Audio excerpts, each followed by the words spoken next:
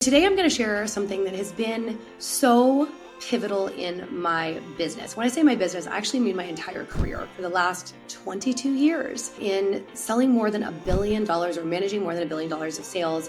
But it's helped me generate over 8 figures. In fact, more than $7 million in 7 different ways. It's 7 million plus. So my goal for you is by the end of this episode, you're going to understand how to apply this incredibly powerful framework to your own business, no matter what industry you're in.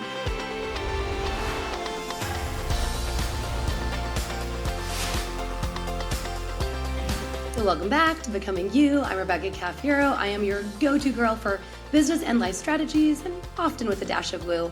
So today I'm going to share something that has been so pivotal in my business. When I say my business, I actually mean my entire career for the last 22 years in selling more than $1 billion or managing more than $1 billion of sales.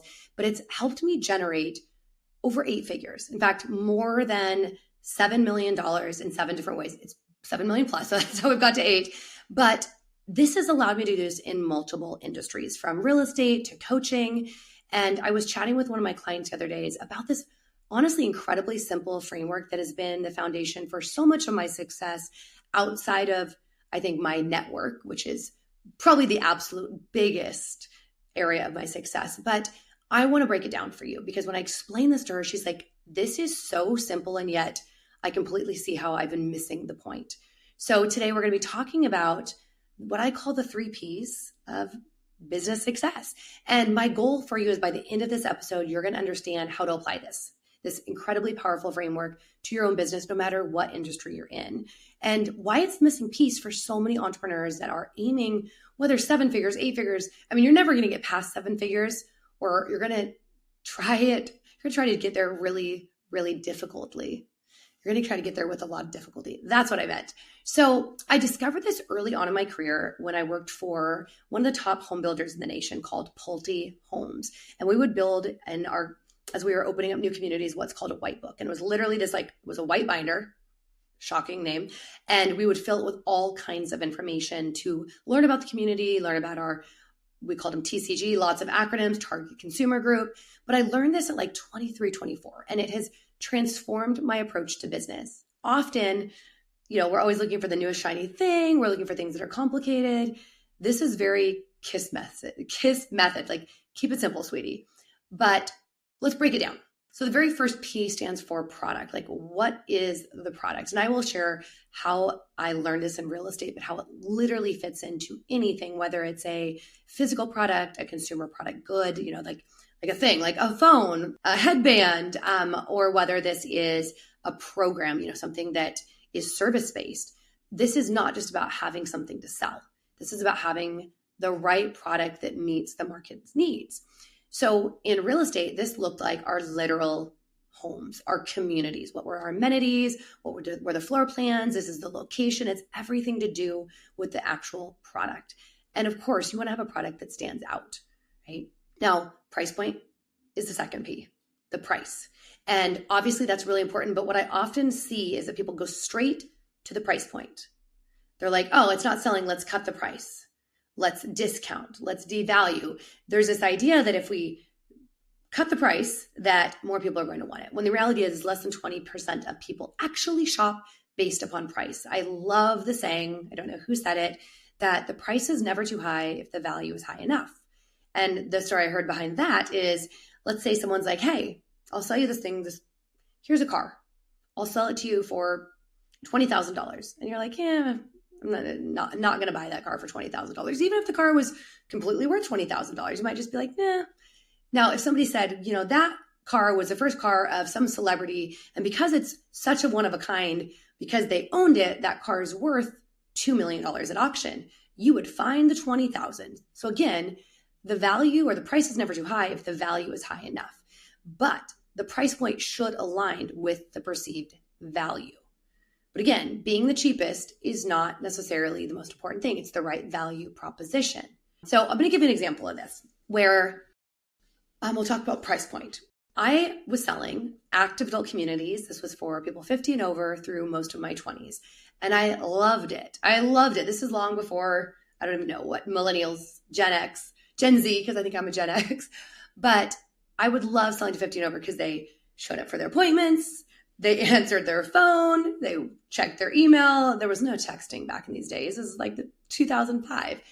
But I would often have people that would come into our community and they'd say, hey, they're doing the math on the price per square foot for our homes. And they're like, this community down the street is $130 a square foot and you're $160.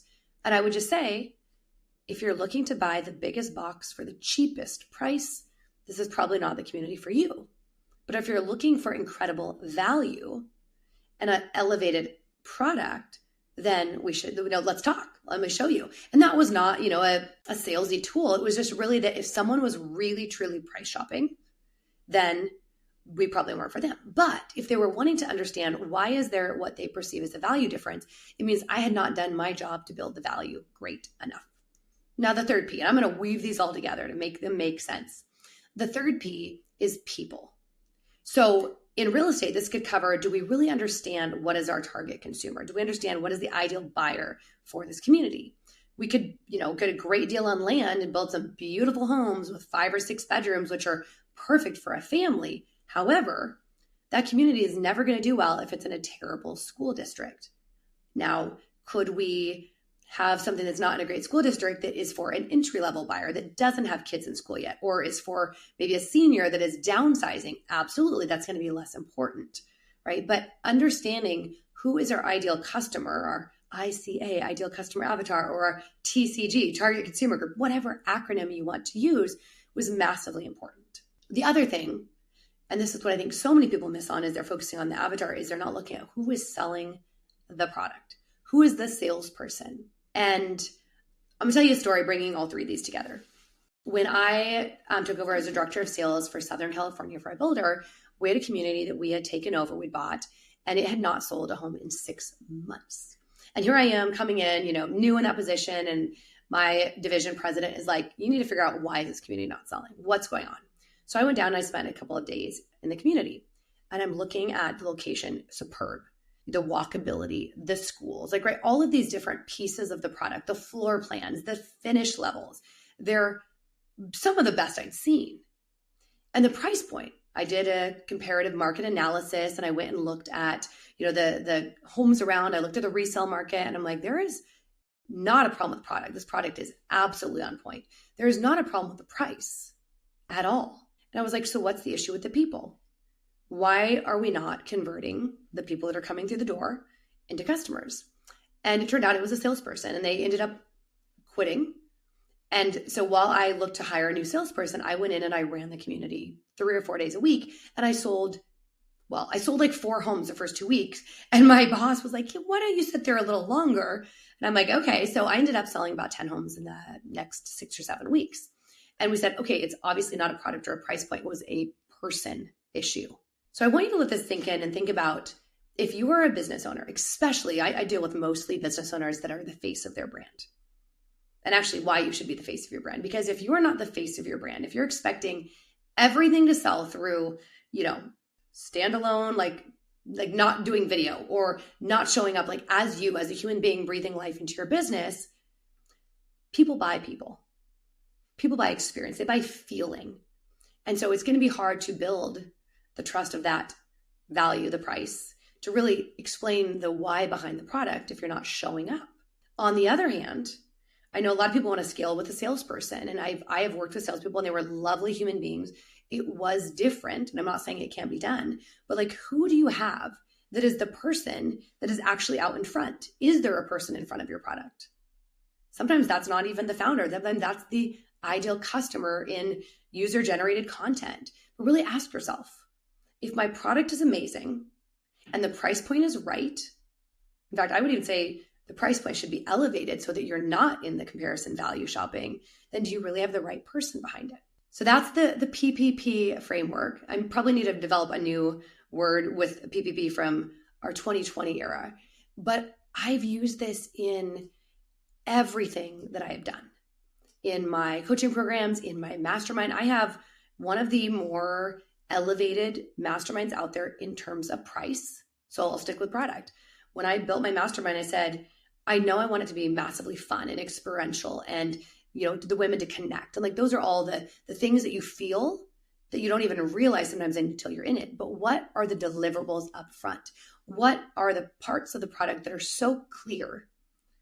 Becoming a best-selling author, a total brand glow up, brand photos and videos, speaking, like having PR done for them, like all of these different components. Of course, the one-on-one coaching. And I was like, what's the price point? I am not looking to bargain price because one, I need to be able to fulfill it with, an elevated feel. I need to have it be profitable so I can pay my team and the contractors that I utilize to create such an incredible product. And then last is the person. Who is that person? And really understanding who is that right person? What are their problems? What are the solutions? Or I should say, we're the solution, but what are their needs? What are their pain points? But then also, who is selling it? So I decided early on for my mastermind, and for anyone out there that's selling anything that's coaching related, especially high ticket. I mean, unless you're, a Tony Robbins, you're someone you're doing 100 million a year, then of course you're going to need a sales team. But if it's that most elevated thing that you offer, are you the one that should be the face of it? Or where can you be brought in? Where are you as the person really important? Of course, understanding this is so important when you're scaling your business, when you're beginning, when you are testing things out.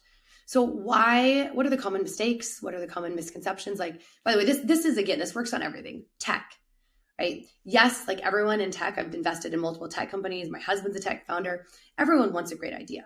But I will tell you that great ideas or great potential products, MVPs, minimally viable products, can be a dime a dozen. People look at who are the founders. In fact, often in tech, yes, they're going to look at projections for what could this be priced at or what could this generate in revenue. But most startups that are bought, most startups that are raising capital have never created income yet.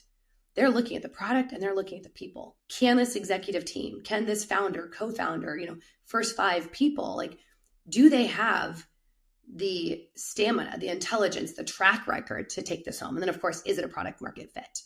So some of the common mistakes and misconceptions though of why so many entrepreneurs fail to reach that 7 figures is they overlook one of these areas.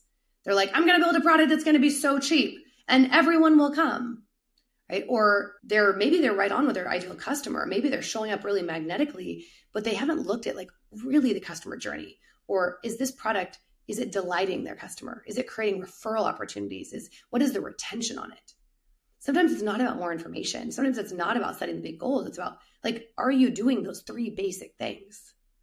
Because success is not just about working really hard. It's not just about, having the right price point. It's all of the things. It's all of those things. It's PPP, product, price, people. And then we're going to talk more in upcoming episodes about network and how your network absolutely is your net worth. But you can have the best network in the world.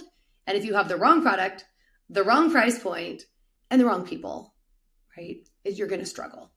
So utilize that PPP framework for your business. Use it also when you're thinking about investing in real estate. I will tell you every time I'm buying a property, I'm looking at this. I also look at, is this going to be fun? And, do I have expertise in this market? But how can I make it different? How can I make this product delight people? It's when I bought the pink Paloma that I've sold in Palm Springs, I literally looked at buying a rental property in Palm Springs is not a new concept. But what do I know about the people in that market, that people that are coming to that market to rent an Airbnb? A lot of bachelorette parties, right? A lot of girls' getaways. So how can I theme this to be all about women? And my husband, I remember him saying, wait, you're going to theme an Airbnb it's called the Pink Paloma, pink, super girly. He's like, you're cutting out half the market. And I said, no. I'm niching down into the right part of the market. I know exactly who my ideal customer is. I know who my people are, right? And then the product was the way I merchandised it, the furniture, the art, the fun, the little touches. And the price point was not on the average. It was a little bit higher, but that was okay. It also worked for my profit analysis. So again, use PPP. And what you'll find is when you're really dialed in here, you don't necessarily have to get as creative with the other things. You don't necessarily have to look for the bright, shiny objects, because you can throw all of the bright, shiny objects and strategies at something. But if you don't have those 3 Ps dialed in, it is going to constantly be an uphill battle to create any type of sustainability in what you're doing.